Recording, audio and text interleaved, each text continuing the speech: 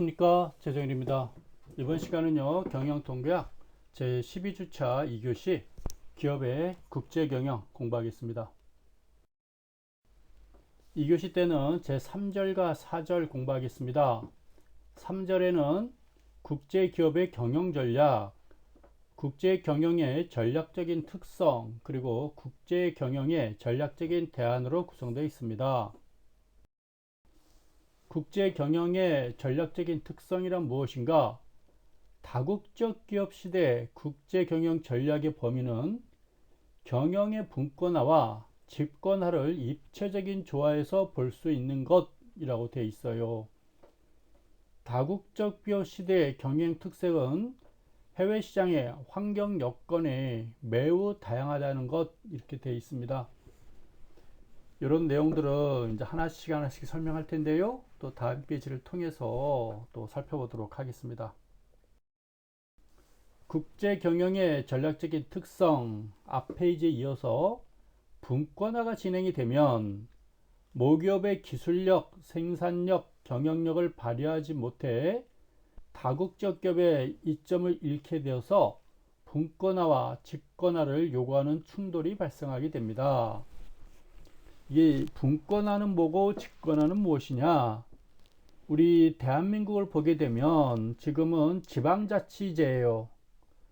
그러니까 대통령이 있고 대통령이 전 국토를 총괄하는 게 아니라 서울특별시 시장 따로 있고 경기도 도지사 따로 있고 뭐 충청북도 도지사가 있고 또 세종시 시장이 있고 또 충청북도 충청남도군요. 네, 그렇고 다 이렇게 구분되어 있어요. 뭐 부산시는 부산시장이 있고 경상남도 도지사가 있고 제주도 도지사가 있고 중앙집권 국제 경영의 전략적인 대안에 대해서 보도록 하겠습니다. 해외 시장의 진출 전략이 있어요.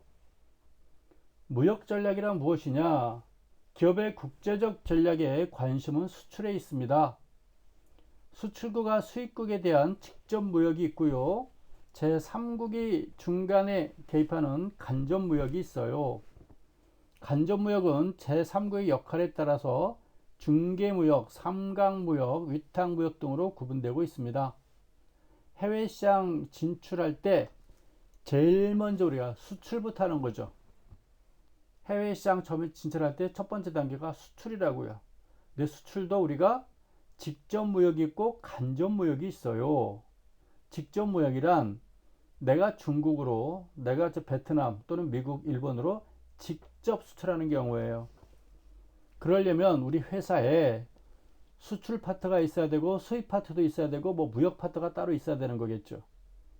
근데 중소기업 같은 경우에는 수출 파트, 수출도 많지 않은데 괜히 직원들 많이 뽑아놓고 인건비 많이 나가면 힘들잖아요. 그래서 초기 단계에는 우리가 수출에 관련 노하우도 없기 때문에 수출 기업에 우리 상품들을 부탁을 하는 거예요. 부탁을 해요. 그 수출도 우리가 이제 직접 수출이 아니라 간접 수출하는 경우도 있겠죠. 근데 이거는 이제 무역, 직접 무역, 간접 무역을 말하는 거예요. 제3국이 중간에 개입하는 이제 간접 무역을 말하는 거죠. 나라와 나라 사이가 하는 게 아니라 한 나라가 중간에 껴가지고 북한이랑 뭔가 무역하고 싶으면 중국에 부탁하게 되면 중국에서 북한 물건 사가지고 우리한테 다시 되파는 경우도 있겠죠. 뭐 그런 거라고 보면 되겠습니다. 그래서 간접무역은 제3국의 역할에 따라서 중개무역도 되는 것이고 삼각무역이 되는 것이고 위탁무역이 되는 것이고 차이는 조금씩 차이가 있는 게 있죠. 너 중간 중개만 해줘라. 중개만 해줘라 하는 거죠. 중국은 북한과 한국 간에 중개만 해줘라 하는 경우겠죠. 중개. 공인중개사. 중개. 삼각무역은 중국에서 북한 물건 사가지고 한국에 다시 되팔면 되는 거겠죠. 그런 게죠. 위탁무역은 말 그대로 위탁시켜주는 거야. 야, 니네가 좀 대신 위탁. 다 비슷비슷한 용어들이다 라고 보면 되겠습니다. 페이지 넘겨볼까요? 기술 이전이라는 게 또 있네요. 기술 이전. 기술 이전은 특허권, 상품권, 저작권, 노하우, 뭐 기술 서비스, 경영 계약 등 무형재산이 국가 간에 이동하는 걸 우리가 기술 이전이다 라고 부르는 것입니다. 그 커피 만드는 거 우리가 뭐라 그럴까요? 스타벅스 한국에 가져오면 기술 이전이죠. 미국 내 스타벅스사에서 만들던 커피 그 기술을 우리가 그대로 다 가져오죠. 특허권 가져오죠. 상표권 가져오죠. 그러겠죠. 뭐 노하우까지 같이 가져오는 거 아닐까요? 뭐 미국 내에 있는 스타벅스에 있는 디자인 그대로 인테리어 그대로 한국에다 똑같이 하고 있고 간판 똑같이 하고 있고 그렇게 하고 있습니다. 거기서 새로 신설된 새로운 제품이 있으면 한국이 그대로 또 이용되고 있겠죠. 기술의 국제 교류는 기술 수준이 다른 국가들의 격차를 좁혀주는 긍정적인 측면도 있어요. 선진국이 기술 개발을 독점하게 되면 선진국에 대한 의존 관계가 더욱 심화되는 부정적인 측면이 있는데 기술 이전을 하게 되면 점차 평등해지겠죠. 기술의 평준화 이렇게 보면 될 것입니다. 뭐 본 내용에서 어려운 문제 뭐 어려울 게 없으니까 일단 지나가도록 할까요? 지나가 보도록 하겠습니다. 해외 건설이에요. 해외 건설 사업은 인력뿐 아니라 건설 자재, 기술, 자본, 공사 관리 등을 복합적으로 해외에 이전시키는 사업을 복합 요소의 국제적 이전으로 우리가 인식을 하고 있어요. 뭐 우리가 해외 건설한다 그러면 우리 한국이 예를 들어 중동 지역에 해외 건설한다 그러면은 우리 한국 노동자들만 나가는 게 아니잖아요. 한국 발전에 큰 중추적인 역할이 70년대 80년대 우리 한국 건설이 중동 지역 진출했어요. 그래서 한국 노동자들이 중동 지역에 많이 나갔었거든요. 돈 벌러 나간 거죠. 한국에는 마땅한 일자리가 없으니까 중동 가가지고 뭐 1년, 2년, 3년씩 일하다 왔습니다. 지금 뭐 중국이라든가 뭐 조선 쪽이라든가 동남아 있는 그 노동자들이 한국 가서 일하는 거랑 비슷하다 봐야 되겠죠. 근데 건설 사업이 중동에 가게 되면 노동자만 나가는 게 아니라 건설 자재, 기술, 자본, 공사 관리 등이 복합적으로 나간다라고 인식하면 될 것입니다. 한국에서 쓰던 뭐 트랙터라든가 이런 것도 가져갈 것이고요. 다양한 도구들 다 가져가겠죠. 기술도 많이 이전되겠죠. 그런 과정에서. 뭐 특별한 내용 없으니까 지나가 보도록 할게요. 해외 직접 투자라는 게 있어요. 국제기업의 대표적인 활동 형태, 해외 직접 투자가 되겠죠. 여러 생산 요소가 하나의 시스템으로 해외로 이전되는 행위다라고 보는 것입니다. 한국에 있는 업체가 중국에다가 직접 투자, 예를 들어서 100% 투자를 하게 되면 돈도 투자가 되겠죠. 그 본사 사무실도 짓겠죠. 또는 뭐 구입하든가 아니면 공장도 짓게 되겠죠. 또는 구입하든가 여러 가지 기계 설비 다 나가겠죠. 사람도 나가겠죠. 가가지고 물건 만들게 되면 판매도 하겠죠. 마케팅까지 하게 되겠죠. 모든 요소들이 한꺼번에 다 나간다라고 보면 될 것입니다. 해외 직접 투자까지 간다면 국제 경영에서 이 정도면 아마 상당히 진척된 단계, 수출 단계에서 해외 직접 투자까지 갔다는 얘기는 많이 진척된 단계. 해외 직접 투자도 이제 자회사만 둘 것이냐 아니면 독립자산대로 둘 것이냐 또 그런 차이는 있겠죠. 해외 자원 개발 수입, 개발된 자원이 수입된다는 점에서 수입의 형태로도 볼 수 있으나 무형적인 능력의 해외 이전이 전개되기 때문에 생산 요소의 복합적인 이전으로 우리가 간주할 수 있다라고 보는 것입니다. 해외 자원의 개발 수입이라는 것은 당연히 수입의 형태로도 볼 수 있는 것이지만 무형적인 능력, 즉 기술이 해외 나가는 거잖아요. 해외 자원 개발할 때 노동자만 가는 게 아니라 그 개발하는 무형의 능력, 어떤 기술 노하우 뭐 이런 것들이 같이 나가는 거기 때문에 그 복합적인 이전이다. 돈만 나가는 게 아니다. 복합적인 기술이라든가 각각의 노하우도 이전된다. 라고 보시면 되겠습니다. 다음 페이지 볼게요. 국제 경영의 기업 전략에 대해서 마케팅입니다. 기업은 기존의 제품이나 마케팅 요소들을 그대로 해외 시장에 적용할 것인가, 아니면 새로운 제품과 마케팅 전략을 개발할 것인가에 대한 문제에 직면하게 돼요. 따라서 키커는 제품과 커뮤니케이션이라는 두 요인을 토대로 5가지 전략 대안을 제시했습니다.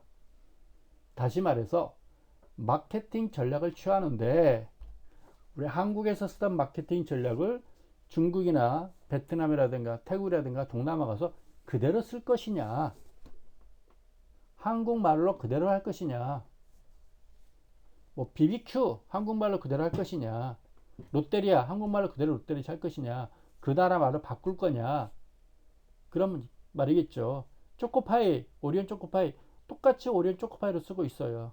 똑같은 말로. 왜? 초코파이가 영어니까. 근데 만약에 한국말 했다면 그 나라 말로 바꿀까, 아니면 한국말 그대로 할까, 뭐 이런 고민이 있겠죠. 초코파이는 그 나라 말은 똑같아요. 초코파이. 근데 그 나라 말로 쓰고 있어요. 영어로는 물론 초코파이 이렇게 쓰고 있겠죠.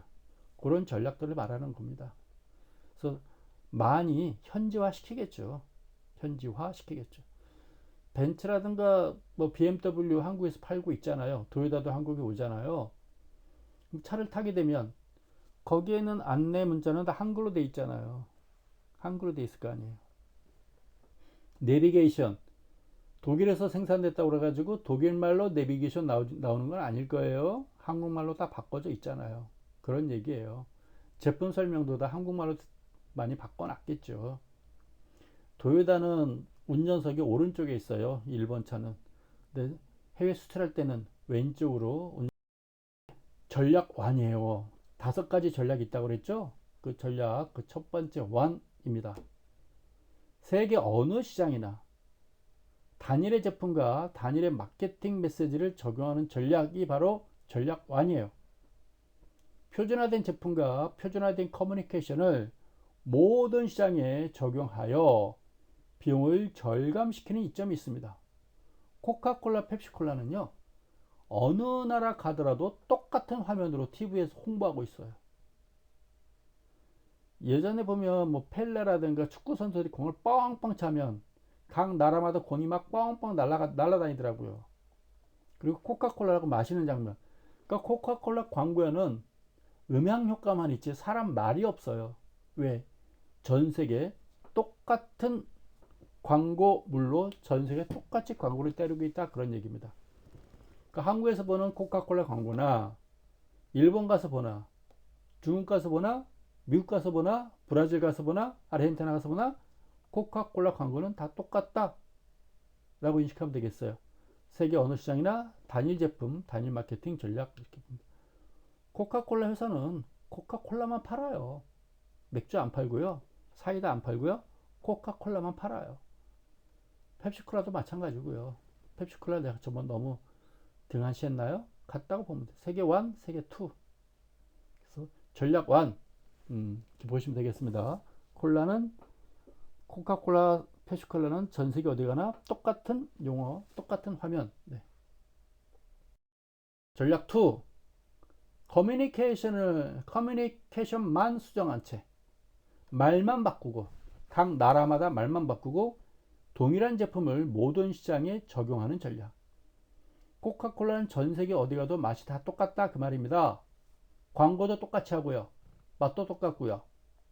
근데 전략 2는 제품은 동일해요. 근데 커뮤니케이션, 광고는 한국에 오면 한국말, 중국 가면 중국말, 근데 제품은 동일. 이해가시죠? 미국 가면 영어로 쓸 것이고, 그렇다는 얘기입니다. 동일한 제품을 각 나라마다 다르게 커뮤니케이션 수정한다, 그런 얘기예요. 커뮤니케이션 비용이 많이 소요되지만 R&D라든가 R&D라는 거는 리서치 앤 디벨롭먼트, 연구개발 말하는 거예요. 연구개발, 생산한다든가 재고관리라든가 에 소행되는 비용을 크게 절약되는 장점이 있어요.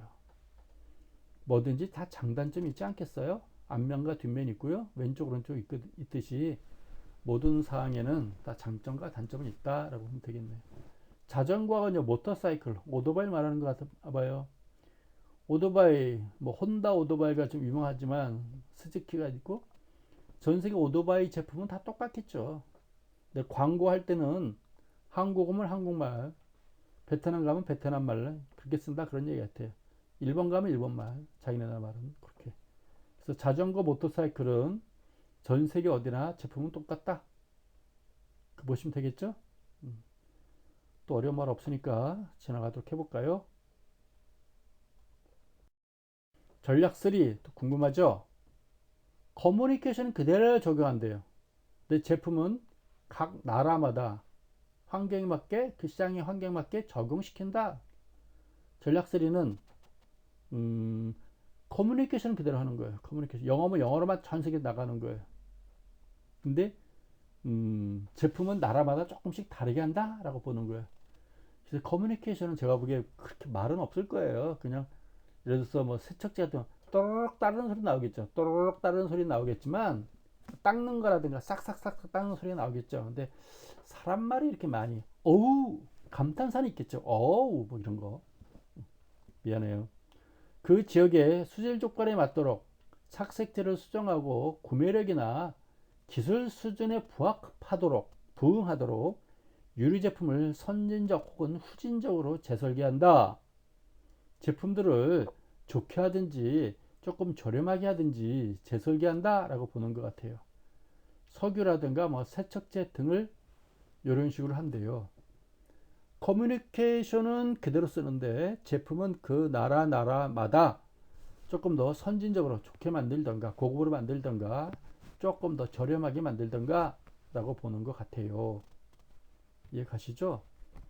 아마 세척제도 제가 보기에는 각 세계적인 메이커들이 있겠죠? 국산도 있겠으나 세계적인 메이커가 있는데 나라마다 조금씩 맛을 달리한다 라고 보면 되겠습니다. 여러분 그 맥도날드에서 가면 아이스크림 팔죠? 햄버거 팔죠? 맥도날드는 또 다국지역 기업이기 때문에 베이징가도 있어요. 일본가도 있어요. 유럽가도 있어요. 미국가도 있어요. 전 세계 어디 가도 다 있어요. 근데 가격의 차이는 물론 있죠. 나라마다 물가 수준에 맞게. 그래서 이제 맥지수라고 있는데 어쨌건 근데 맛은 제품은 똑같이 한다고 해요. 제품은 나라마다 제품명은 다 똑같아요. 상품은 개수는 다 똑같은데 맛은 똑같다고 하는데 실제로 먹어보면 좀 차이가 있습니다. 한국은 한국의 맛이 있고요. 일본에 가면 일본 맛이 있고 중국 가면 좀 향이 달라요. 또 유럽에 가면 또 유럽의 향이 또 있어요. 네, 조금씩 차이가 있다는 것만 제가 알려드려요. 다녀보게 되면. 근데 먹을만해요. 뭐 크게 못 먹을 정도로 다른 건 아니에요. 아이스크림도 요새 아이스크림 500원에 파나요? 맥도날드 아이스크림? 전 세계 어디 가도 아이스크림 다 팔아요. 맥도날드 가면. 역시 향이 조금씩 다 달라요. 나라마다. 향은 이제 그 나라 향이라고 봐야 되겠죠. 그 나라에서 좋아하는 향이 조금 더 가미된다라고 보면 되겠습니다. 원래는 같게 하는 건데 그 나라 조금 환경이 적응하는 거다라고 보여줘요. 전략포가 있네요. 현지 시장의 조건에 따라서 제품과 마케팅, 커뮤니케이션을 모두 변경하는 거.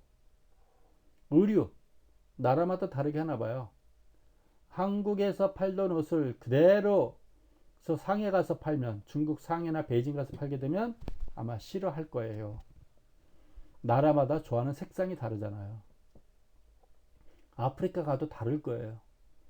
한국에서는 뭐 줄무늬라든가 뭐 어두침침도 하고 뭐 프로젝트도 하고 이렇게 뭐 그런데 중국 갈 때는 일단 단색을 좋아하나 봐요. 노란색이면 노란색, 빨간색이면 빨간색 이렇게 단색, 원색을 좋아한다고 그래가지고 주로 노란 계통, 붉은 계통, 단색으로 많이 한다고 그러고 좀 화려하게 한다고들 그렇게 하는 것 같아요. 그래서 나라마다 조금씩 디자인과 색상을 좀 달리하는 것 같아요. 물론 한국에서는 한국 제품 말을 쓰겠지만 중국 가서는 중국말을 쓰겠죠. 영어로 쓰면 뭐 통일이지만 중국 사람들이 영어 싫어할 수도 있으니까 5대 뭐 티셔츠 같은데 뭐 글자가 있잖아요. 그래서 한국에는 한국 글자, 네, 중국에는 중국 한자 쓰겠죠. 축하 카드 당연히 다르지 않겠어요? 생일 축하합니다 그랬는데 한국말로 생일 축하합니다. 일본 가면은 몰라요, 저 일본말. 네, 사요나라밖에 몰라요. 스미마생. 그 축하합니다를 저 미국 가니까 컨그레트레이션 해야 될 거 아니에요, 영어로. 그쵸? 우리 한국말로 축하합니다 못 알아듣잖아. 이게 뭔 말이야. 나라마다 축하 카드니까 카드를 열면 그 소리가 나잖아요. 축하합니다 이렇게. 안 소리가 안 나나요? 다 카드 열면 소리 나는 카드도 있잖아요. 그런 얘기 말하는 거예요. 의류 축하 카드. 물론 글씨도 일본 가면 일본말, 중국 가면 중국말 다 다르겠죠. 제품도 조금씩 다르겠죠. 그 나라마다. 설명했으니까 또 지나가 볼게요. 전략 5. 잠재 고객이 회사의 현재 제품에 이 제자가 좀 맞나요? 현재 제품에 만족하지 않을 때는 전혀 새로운 제품을 개발해야 되겠죠. 이때 유념할 사항은 개발에 소요되는 비용을 상쇄하고도 남을 만큼의 충분한 수요가 존재해야 되겠죠. 개발하는데 새로운 제품을 각 나라마다 새로운 제품을 그 나라 현지에 맞게 적용하는데 입맛에 맞게 적용하는데 100만 원 들었어요. 그럼 충분히 100만 원을 뽑을 수 있을 만큼 판매가 이루어져야 된다라고 보는 것 같아요. 뭐 수동식 세탁기, 저가 고가 단백질 식품 등등 나라마다 제품도 다 달라야 되고 커뮤니케이션도 달라야 되고 그 나라 환경에 맞게 다 그때그때 바꿔간다 이렇게 보면 되겠습니다. 수동식 세탁기가 옛날에는 세탁기 따로 탈수기 따로 있었는데 지금은 뭐 세탁기 탈수기 같이 쓰고 있잖아요. 예전에는 위에서 집어넣는데 요즘은 또 옆으로 옆에서 앞에서 집어넣잖아요. 그런 걸 말하는 걸 수도 있고 제가 세탁기 전문가가 아니라서 뭔가 달리 하는 것 같습니다. 저가 단백질 네, 여러분들이 더 잘할 것 같아요. 넘어가 볼게요. 재무관리 재무전략과 정책의 수립은 다국적 경영자에게 가장 어렵고 복잡한 과업이죠. 효과적인 재무정책 수립을 위해서 여러 시장에서 활동하고 있는 각 자회사들을 하나의 시스템으로 간주해야 되겠죠. 전 시스템 관점에서 이익이 극대화되도록 재무정책을 조정해야 된다라고 보는 것입니다. 본사는 한국에 있고요. 각 나라마다 인사관리가 있어요. 국제 경영자의 채용과 관련된 세 가지 대안이 있습니다. 해외 단위를 국내 요원으로만 충원할 것, 주재국에서 선발할 것, 국적에 상관하지 않고 자질 있는 사람이면 누구나 채용할 것, 이렇게 보고 있어요. 해외 단위를 중국에 진출했는데 국내 요원으로만 우리 한국 사람으로만 100% 채용하는 것도 있겠죠. 충원하는 것도. 또 하나 주재구에서 선발하는 것. 베이징 나가 있으면 베이징의 자회사에서 알아서 뽑는 거죠. 거기서 자체는 공고내서 자체로 뽑는 경우예요. 세 번째, 국적에 상관하지 않고 자질 있는 사람이면 누구나 채용하는 것. 가장 바람직한 거겠죠. 그것도 이제 본사에서 뽑든지 해외 자회사에서 뽑든지 그건 뭐 크게 중요한 것 같진 않아요. 그래서 그걸 왜 그러냐? 그 맥도날드 한국에 들어와 있잖아요. 미국 거잖아요. 본사는 미국에 있을 거예요. 또 스타벅스 한국에 와 있잖아요. 벤츠 코리아 한국에 와 있잖아요. BMW 한국에 와 있잖아. 거기 보면은 다 한국 사람들이 팔고 있잖아요. 그쵸? 그런 거예요. 막 주재구에서 한국에 나와 있는 그 영업점 자회사에서 선발하겠죠. 국적과 관계없이 능력 있는 사람이면 누구나 채용할 것. 좋은 얘기 같아요. 인사관리의 가장 기본적인 요소다 라고 보면 되겠습니다. 이들 대안은 모두 나름대로 장단점 있겠죠? 장단점 있죠. 여러분 얼굴도 왼쪽 오른쪽 어느 쪽이 더 예쁘다 말할 수 있잖아요. 각자 성격에 장단점 있잖아요. 장점이고 단점이고 단점이고 좋은 점일 수 있잖아요. 어느 국적의 요인이 채용되느냐 하는 것은 현지국 정부의 정책과 다국적 기업의 인사 정책이 서로 조정되는 과정에서 결정할 수 있다라고 되어 있습니다. 현대자동차가 베이징에 공장이 있어요. 베이징에 공장이 있는데요. 제가 10여 년 전에 그 공장을 견학을 한번 간 적이 있었어요. 그래서 한국 공장도 안 가봤는데 베이징 공장은 가봤거든요. 갔더니 거기 공장에서 일하는 그 노동자들이 100%다 중국 사람이었었어요. 왜? 현대가 베이징 진출할 때 그렇게 계약을 맺었대요. 그 공장에서 일하는 노동자들은 100% 중국 사람으로 한다라고 이렇게 좀 협상을 그렇게 맺었다고 합니다. 다국적 기업의 입장에서 가장 바람직한 정책은 국적에 상관없이 참된 능력 있는 국제 경영자를 채용하는 것 이렇게 돼 있습니다. 한국에서 예를 들어서 BBQ라고 할까요? BBQ 지금 중국 진출해 있잖아요. 그럼 BBQ 사장을 누구를 뽑느냐? 중국 주재국 BBQ 사장을 누구를 뽑느냐? 그냥 능력 있는 사람. 한국 사람이 능력 있으면 중국말도 잘하고 중국 환경 잘하고 있으면 그 사람 뽑아도 되고. 근데 한국에서 찾아보니까 중국 사정을 잘 아는 사람도 없고 중국 사람만큼 잘하지도 못해요. 그럼 중국 사람 중에서 네, 중국말도 잘하고 현지 사정 잘 아니까 기업체를 잘 경영할 만한 능력 된다 그러면 또 그 사람 뽑으면 되는 거겠죠. 어려운 문제는 아니구나 라고 보여집니다. 4절만 하면 오늘 이제 12주차는 마감되나요? 보겠습니다. 다국적 기업과 경영관리, 다국적 기업의 일반적인 특성, 다국적 기업의 구비 요건, 다국적 기업의 경영관리 또 하나씩 보도록 하겠습니다. 다국적 기업이란 참 여러분 다국적 기업 글로벌 기업 글로벌 경영 국제 기업 뭐 이런 말 많이 쓰고 있잖아요. 우리가 알고 있는 다국적 기업 골라볼까요? 우리 한국에서도 현대차가 중국 베이징에도 있고 인도에도 있고 미국 아틀란타에도 있고 미국은 한 3개 정도 공장이 있는 걸로 알고 있어요. 지금 전 세계에 이렇게 진출해 있다는 얘기는 다국적 기업이에요. 많을 2개 이상이면 다국적 기업이죠. 뭐 기아차도 해외 진출해 있고요. 뭐 BBQ 진출했고요. 카페벤에 나갔다가 진출했다가 회사 자체가 지금 붕괴가 돼버렸죠. 뭐 많이 있을 거예요. 제가 생각이 잘 안 나서 식품회사 중에 유일한지 모르겠으나 가장 유명한 다국적 기업은 오리온이죠. 오리온. 초코파이는 러시아에도 있고요. 중국에도 3개인가 있고요. 베트남에도 있고 뭐 그래요. 다국적 기업이라고 할 수 있는 거겠죠. 여러분들이 알고 있는 유명한 다국적 기업 하면 코카콜라, 뭐 펩시콜라 앞에서 봤죠? 뭐 벤츠, BMW, 뭐 도요타, 혼다, 닛산도 다 다국적 기업들이고요. 아우디 이런 거, 폭스바겐 다 다국적 기업이고, 뭐 맥도날드 여러분들이 또 스타벅스 이렇게 있죠. 그래서 여러분들 알고 있는 스타벅스는 한국에도 있기 때문에 전 세계 어디나 다 있어요. 잘 모르면 다국적 기업을 이용하면 돼요. 햄버거 먹고 싶은데 그 나라 현지국 햄버거를 갔으면 입맛이 다를 수도 있어요. 근데 맥도날드 가게 되면 비슷해요.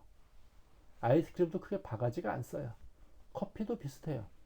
스타벅스 가게 되면 전 세계 어디나 그 와이파이 다 돼요.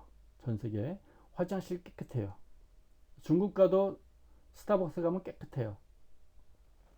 그래서 중국 갔는데 화장실 어디 갈까 그러면 스타벅스 화장실이라든가 맥도날드 화장실이라든가 파리바게트도 있는 것 같은데 파리바게트가 한국 건지 다국적 기업인 것 같아요. 파리바게트도 전 세계 어디 가나 다 있어요. 그런 업체들 보게 되면 여러분 가서 화장실 이용해도 되고요. 거기 있는 제품 여러분들이 이용하셔도 크게 바가지 쓸 일은 전혀 없다라고 보시면 되겠습니다.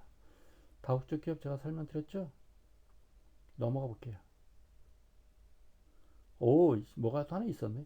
두 개 이상의 나라에서 동시에 활동하는 게 다국적 기업이고, 한 개국 이상의 나라의 자사에 제조 공장을 설립해야 되고, 산업 또는 상업 활동을 하기 위해서 직접 투자해야 되고, 전 세계 환경과 시야에 입각하여 경영 활동을 수행해야 되고, 이게 바로 다국적 기업이다 라고 보면 되겠습니다. 다국적 기업의 일반적인 특성, 다수의 국가에 나가 있어요. 의사결정을 종합적이고 통일적으로 수립해야 돼요. 해외 자회사의 운영에 현지국 주민을 참여시켜야 돼요. 다 참여하고 있잖아요. 다국인 본부를 설치해야 되고요. 주식은 상이한 국적을 갖는 사람들에 의해서 분산되어 소유되고 있고요. 자질 있고 훈련되어 있는 경영인자에 의해서 운영돼야 되고, 다각화된 기업 활동을 전개해야 되고, 이게 바로 이제 다국적 기업의 일반적인 특징이다 라고 보는 것입니다. 뭐 여러분들이 알기는 그냥 다수의 국가에 진출해 있다 하겠죠. 근데 그 회사의 총 사장은, 스타벅스의 총 사장은 미국 시애틀에 있겠으나, 뭐 전 세계에 나가 있는 그 스타벅스의 모든 의사결정은 거기서 다 이루어지겠죠. 이번에 새로운 상품 하나 개발했어, 시애틀 본사에서. 그러면 전 세계 스타벅스에 그 제품을 따같이 쫙 보급하겠죠. 그렇죠? 그렇게 하겠죠. 더 이상 어려운 게 없을 것 같으니까 패스해 보도록 하겠습니다. 다국적 기업의 구비 요건도 있네요. 뭐가 있을까요? 두 개국 또는 그 이상의 국가에서 경영하고 있다. 옳은 얘기 같아요. 다양한 국제 경영 전략을 활용하고 있다. 맞는 것 같습니다. 해외 투자는 물리적 자산을 확보를 해야 되겠죠. 이게 뭘까요? 물리적 자산이란 건 눈에 보이는 거잖아요. 건물과 공장과 뭐 이런 게 있어야 된다라고, 설비도 있어야 되고 그런 거겠죠. 물리적 자산이겠죠. 해외 투자 기업은 현지 법인으로 설립한다라고 보는 것 같습니다. 그러니까 스타벅스가 한국에 진출하게 되면요, 그 스타벅스 코리아로 한국 자체의 현지 법인으로 설립한다라고 보는 것 같아요.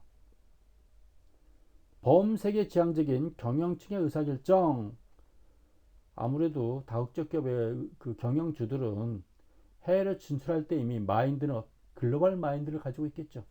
나는 글로벌 마인드를, 폐쇄적인 사람이 해외 진출할 수 있겠어요? 우리 한국 거만 최고야, 니네 거 싫어, 이러면 아니 되겠지요. 그래서 범세계적 지향적인 의사결정을 해야 된다라고 보여집니다. 옳은 얘기예요. 총 자산, 매출액, 이익, 종업원의 비율이 높아요. 그만큼 해외 나가려면 업체가 규모가 커야 되겠죠. 규모가 작은 업체가 나가진 않겠죠. 동네에 있는 중소기업이 다국적 기업 차리지 못할 거 아니에요. 다국적 나가려면 그래도, 네, 현대 자동차, 뭐 기아차, 뭐 이 정도 규모가 돼야 되지 않나 싶어집니다. 뭐가 떴는데 잘 모르겠어요. 직원은 능력 중심으로 충원해야 된다. 이거는 뭐 항상 나오는 얘기죠. 우리나라 사람이니까 뽑아요, 뭐 이런 건 아니잖아요. 그러니까 직원은 국적에 관계없이 능력 있는 사람은 뽑자라는 게 다국적 기업, 그게 바로 이제 범세계 지향적인 의사결정, 이렇게 보면 되겠죠. 그렇지 않겠어요? 여러분도 이제 물론 애국심 중요하겠으나 항상 글로벌한 마인드를 가지고 있는 게 좋을 것 같아요. 시간 날 때마다, 네, 해외여행도 많이 다녀보는 게 좋겠죠. 지구는 하나다, 세계는 하나다. 네. 페이지 넘어갈까요? 또 하나 있을까요? 궁금하네요. 이런 걸 다 가지고 있으면 다국적 기업이다 라고 보는 것 같습니다. 이런 쭉 내용들은 여러분들이 한 번 더 읽어보세요. 다국적 기업들의 어떤 그 요건들이니까요. 일단 뭐 두 개국 이상에 나가 있어야 다국적 기업이겠죠. 그리고 그날 해외 나가게 되면, 중국이나 뭐 베트남으로 나가게 되면 그곳 현지인들을 그래도 같이 고용하는 게 좋은 거겠죠. 아무래도 그 나라 사람이 그 나라 문화에도 많이 알고요, 그 나라 언어도 더 잘 알고 그런 장점이 있지 않을까 이렇게 싶어집니다. 또 뭐가 있는지 또 넘겨볼까요? 국제 기업의 경영 관리에 보니까 계획 관리가 있어요. 계획 관리. 경영 과업의 범위가 포괄적입니다. 기업의 국제화 정도가 점차 커지고 있어요. 능률 향상의 필요성이 있습니다. 라고 되어 있어요. 국제 기업의 경영 관리의 계획 관리적인 측면이에요. 경영 과학의 범위가 포괄적이다. 넓다. 광범위하다.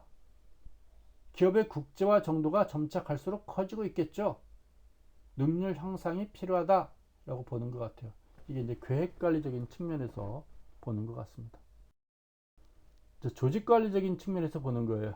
경영 관리 그러면 계획, 조직, 배치, 뭐 조정, 뭐 통제 이렇게 나가는 거 아닌가요? 벌써 까먹으셨나요? 조직 관리에서는 충원의 문제가 있고 뭐 갖가지 마찰이 생기겠죠. 그렇지 않겠어요? 우리 한국에 있어도 마찰 생기는데 해외로 나가게 되면 당연히 마찰 생기겠죠. 첫 번째 충원의 문제예요. 해외 파견을 꺼려하는 경향이 있으니까 충분한 보상을 줘야 되겠죠. 예전에 우리 한국 기업이 제 선배 하나가 인도로 가라고 그러더래. 인도 해외 그 파견 2년간 파견이래요. 인도 가기 싫어요 그랬대요. 왜? 애들 교육도 시켜야 되고요. 와이프가 뭐 친구들 친척들 떠나기 싫어한다고 그런데. 그래서 아마 해외 나가게 되면 한국에서 받는 급여의 한 2배 정도 그렇게 받았던 걸로 기억나요. 근데 가서 보니까 천국이더래요. 집도 좋은 집 주고. 그 당시로 보니까 청소 아줌마 하나 두고 뭐 밥하는 밥 해주는 아줌마도 하나 두고 했는데도 한 달에 지금 돈 같으면 좀 더 비싸겠으나 그 당시는 뭐 10만 원만 주면 충분히 20만 원만 주면 청소도 안 하고 여자들이 뭐 빨래도 안 하고 밥도 안 하고 놀았다. 그래서 만기가 되고 딱 돌아오려니까 가기 싫다고 뭐 그러더라 하라는 얘기도 있고 또 애들은 이제 국제 학교 보내니까요 영어도 또 동달아 늘고 그래서 충분한 보상 한국 사람을 해외 지점으로 내보낼 때는 충분한 보상을 해줘야 된다. 집도 주고 그렇죠 월급도 2배 올려주고 뭐 그런 게 있어야 되는 거겠죠. 1년에 한두 번씩은 한국에 오갈 수 있게 뭐 비행기 싸이라든가 이런 거를 뭐 해준다든가 그런 보상이 있어야 되는 거겠죠. 또 갖가지 마찰이 있어요. 각기 다른 국적, 문화를 가진 사람들이 같은 조직에서 업무를 수행하다 보면 마찰이 생길 수가 있겠죠. 따라서 정기적인 교육이라든가 훈련이라든가 적극적인 조정 활동을 해줘야 된다라고 보는 것 같아요. 같은 말을 하는 사람들끼리도 오해하는데 언어가 다르면 당연히 마찰이 생길 수가 있는 거겠죠. 그런 문제들인 것 같습니다. 또 문화가 다르잖아요. 먹는 게 다르잖아요. 또 환경이 다르잖아요. 공휴일, 휴식일이 달라지겠잖아요. 그렇죠? 예를 들어서 베트남 갔는데 베트남의 휴식일이 또 다를 거 아니에요. 한국의 휴식일과 다를 거 아니에요. 그럼 어떻게 베트남 가면 베트남 휴식일에 맞춰 나가야 되겠죠. 통제 관리 보도록 하겠습니다. 관료적인 통제가 있고요. 문화적인 통제가 있대요. 관료적인 통제, 추구하는 목표 활동을 명시한 규칙이나 규정에 따르도록 하는 것, 이게 관료적인 통제고요. 문화적인 통제는 포괄적인 기업 문화에 토대를 두고 암시적이고 비공식적인 지시를 이행하는 것, 이게 문화적 통제다라고 되어 있습니다. 또 관료적인 통제는 일정한 절차를 따라서 행동을 하게 되고요. 본사로부터 긴밀한 통제를 갖는다라고 되어 있어요. 문화적인 통제는 해외에 파견되기 전에 철저한 교육과 대폭적인 권한과 자율권을 부여한다라고 되어 있습니다. 해외 파견되기 전에 뭐 예방주사도 맞아야 되겠지만 교육을 받고 나가 있죠. 그 나라 문화에 대해서 여러 가지 또 간단한 언어도 배우고 나가야 되겠죠. 그런 거 아니겠어요? 근데 최소 해외로 보내려면 한 가지 언어 정도는 잘 하는 사람 보내겠죠. 영어를 잘하든지 중국어를 잘하든지 베트남어를 잘하든지 뭔가 그런 사람 보내겠죠. 또 뭐가 있나요? 정리하기. 오늘 배운 거 간단하게 한번 정리해 보도록 하겠습니다. 시간이 좀 남았잖아요. 한 3, 4분 정도 여러분께 간단하게 오늘 배운 거 정리해 보도록 하겠습니다. 다국지역 기업이 되려면 제일 먼저 즉 수출부터 해야 되겠죠. 국내에서만 팔다 보면 한계가 있어요. 물건 시장이 좁아요. 그래서 돈 벌려면 더 넓은 시장으로 떠나야 되겠죠. 그래서 수출을 하는 거예요. 수출도 처음에는 간접 수출하는 업체한테 부탁을 하겠죠. 근데 우리가 수출하는 물량이 많아지면 이제 직접 수출하는 거예요. 직접 수출하려니까 수출 부서를 만들어야 되죠. 또 수입 부서도 만들어야 되고 결국 그게 이제 무역 부서가 돼. 무역부. 그래서 무역부장이 하나 만들어지겠죠. 부서가 생기게 돼요. 그러면 이제 직접 수출 수입을 하게 되겠죠. 근데 중국에 수출하다 보니까 우리가 만드는 제품이 중국 내에서 국산화 애용 한국 제품 들어오지 마 라고 막을 수 있어요. 한국 제품 들어오더라도 세금을 많이 때리면 관세를 많이 매겨버리면 우리 제품과 중국에서 만든 짝퉁 물건과 경쟁이 안 되는 거예요. 경쟁이 안 돼버려. 오리온 초코파이를 중국에 수출하고 싶은데 오리온의 짝퉁들이 막 생기는 거예요. 또 한국의 오리온 초코파이에 대해 세금을 많이 때려버리면 초코파이 하나가 중국 가니까 예를 들어서 500원. 근데 중국에서 만든 초코피는 100원. 그럼 한국 거 안 사 먹게 되잖아요. 너무 비싸니까. 짝퉁 먹게 되겠죠. 그러니까 오리온에서 예를 들어서 어떻게 하겠어요? 중국에다가 공장을 짓겠죠. 중국 내에서 직접 생산해 버리는 거예요. 수출 단계를 넘어서는 거죠. 직접 생산 단계까지 가는 거예요. 직접 중국에서 생산하게 되면 그 초코파이는 메이드 인 차이나가 되는 거예요.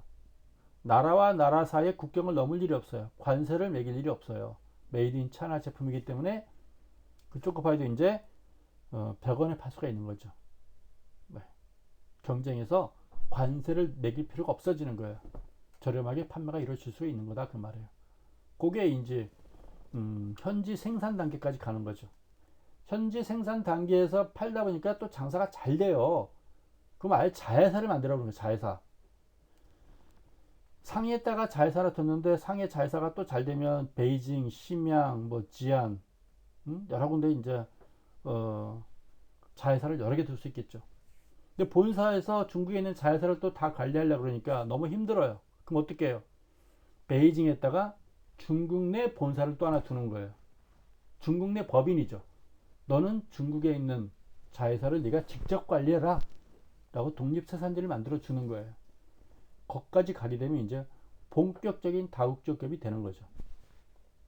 한국의 본사도 있고 중국 내 독립적인 현지 법인, 중국 법인이 생기게 되는 거죠. 중국의 현지 법인은 자기네 자회사도 여러 개를 직접 관리하게 되는 거죠. 그러면 이제 본격적인 국제기업, 국제경영, 다국적 기업 단계에 접어든다 라고 보면 되겠습니다. 이 정도면 오늘 공부 충분히 했고요. 시간도 충분하다고 판단됩니다. 여러분 12주차 공부하느라고 고생 많이 하셨습니다. 감사합니다.